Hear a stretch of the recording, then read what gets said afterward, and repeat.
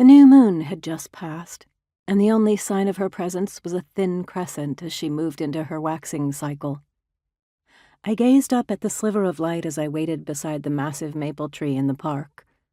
The leaves were almost full size, and they whispered lightly in the April night. We were into a warm streak, with the days running in their high 60s and the nights in the upper 50s. Beltane was nearing, a little over 2 weeks away, and I could feel the energy build, especially when I was around Herne. It had been a year since he had come into my world and changed everything in my life. I turned at a low huffing sound, and there he stood, my magnificent god, in his altar shape. The Silver Stag glimmered, brilliant and luminous, his back as tall as me, antlers rising like silver tines against the shroud of darkness that surrounded us. He slowly approached me, and I bowed my head. I always felt his divinity more when he was in his stag form. He leaned down to breathe against my cheek, and the scent of his musk swept over me.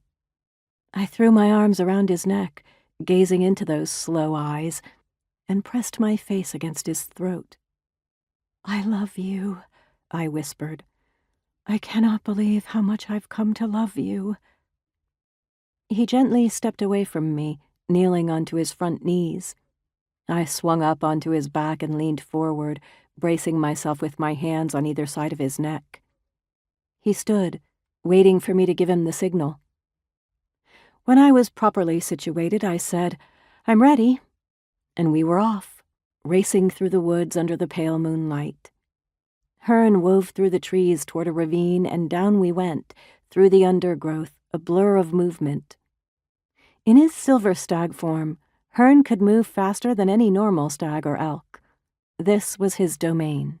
The forest was his world, and as lord of the hunt, he ruled over it with his father, Cernunnos, the lord of the forest.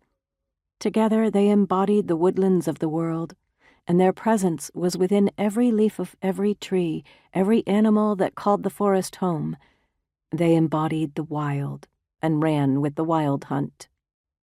And Herne was my boyfriend.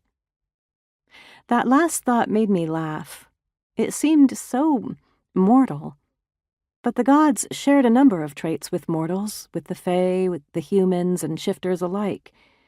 And when I had gone to work for the Wild Hunt, the agency, not the actual hunt, a year ago, I had quickly fallen for Herne, and he had, against all odds, fallen for me. I wasn't sure how long we had been running. It could have been 5 minutes or 20. But Herne pulled to a stop next to a trickling stream.